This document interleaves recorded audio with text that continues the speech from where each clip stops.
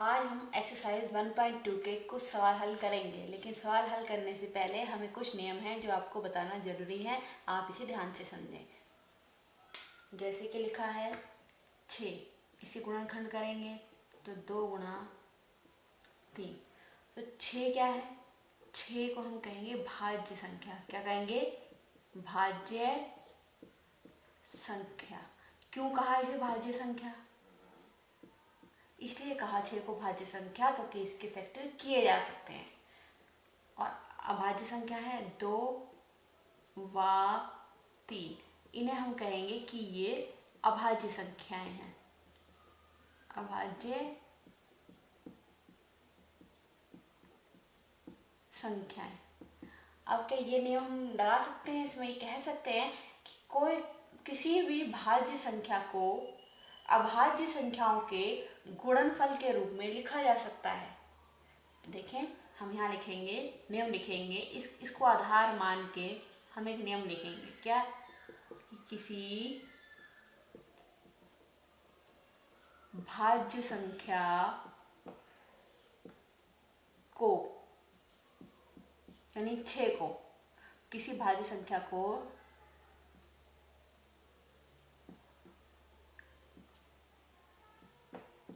किन्हीं अभाज्य संख्याओं के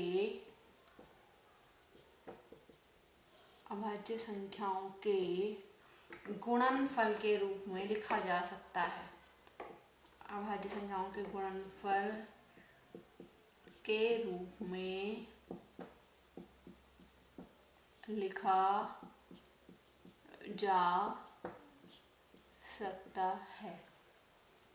तो हम दोबारा से कहेंगे, एक बार फिर समझाएंगे कि 6 लिया, उसके हमने 2 फैक्टर कर लिए, छोटे छोटे फैक्टर, छोटे छोटे गुणनखंड, तो 2 गुणा 3।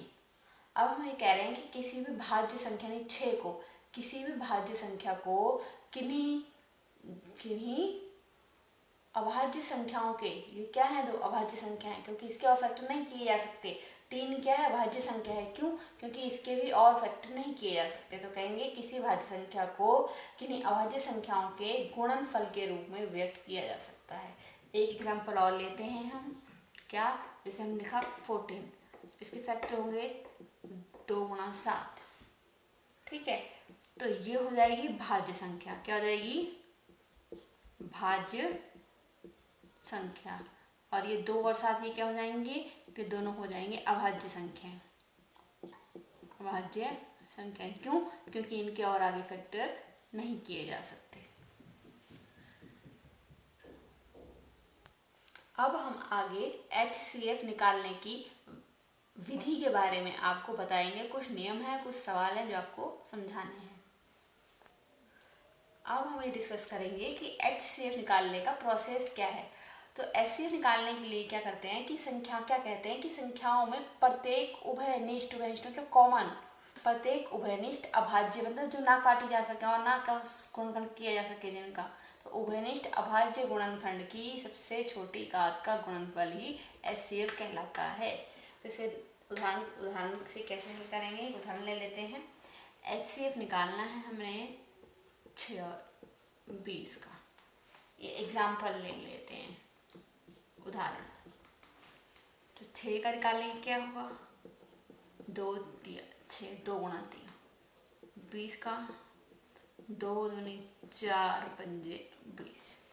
अब हमें ये कहा जा रहा है कि हमें निकालना है इसका HCF। किनका HCF निकालना है? 6 का और 20 का। तो क्या सवाल है? देखिए क्या प्रोसेस है।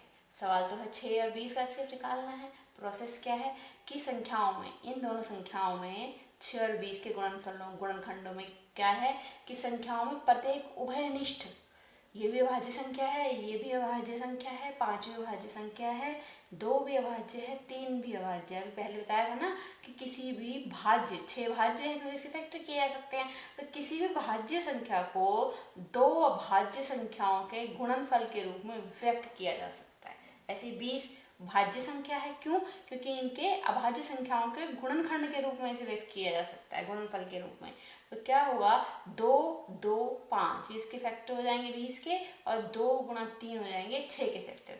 अब कह रहे हैं अभाज्य गुणनखंड की सबसे छोटे घात का गुणनफल, तो इसको घात लगाते हैं। एक ही है, 2 2 एक ही बार आया है, 2 की घात 1 और 3 की घात 1। यहाँ पे 2 कितनी बार आया है, 2 बार, 2 की घात 2 गुणा 5 कितनी बार आए, 5 की घात 1।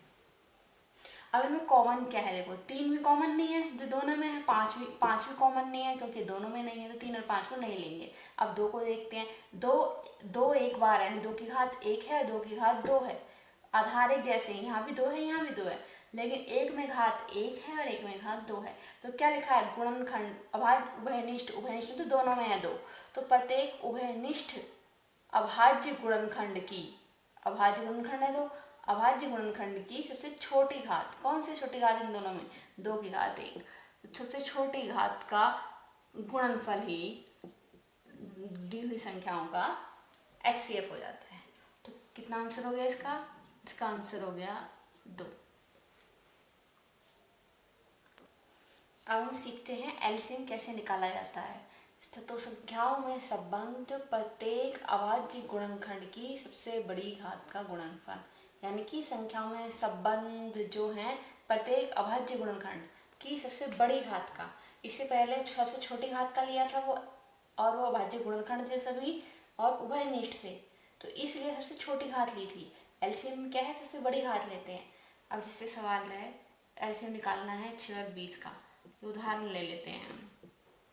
तो 6 के फैक्टर करेंगे 2 गुणा 3, जैसे पिछले सवाल में किया गया था, बिल्कुल वैसा ही है अभी तक।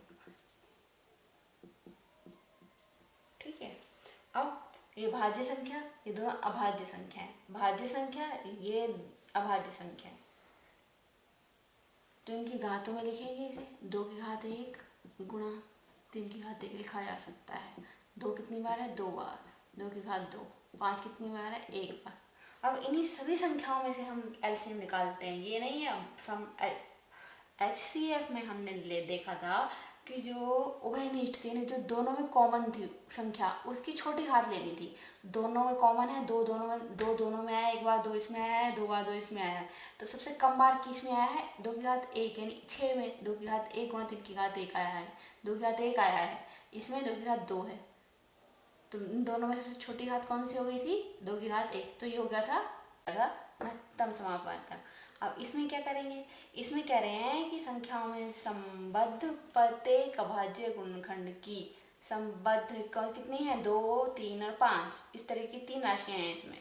तो इनमें सबसे बड़ी घात कौन सी है, देखिए 2 की सबसे बड़ी घात कौन सी है, 2, 3 एक ही बार है, 5 एक ही बार है, तो जितनी एक बार है तो एक ही बार ले लेंगे, 5 एक बार है तो 5 एक बार ले लेंगे, तो क्या होगा, ये आएगा 2 दूनी 4, इसका तो 2 गुणा 2, 4 गुणा 3 गुणा 5 कितना हो जाएगा, 5 ये 15 रखे 60, तो एलसीएम हो जाएगा 6 और 20 का कितना, 60, ये उत्तर हो जाएगा।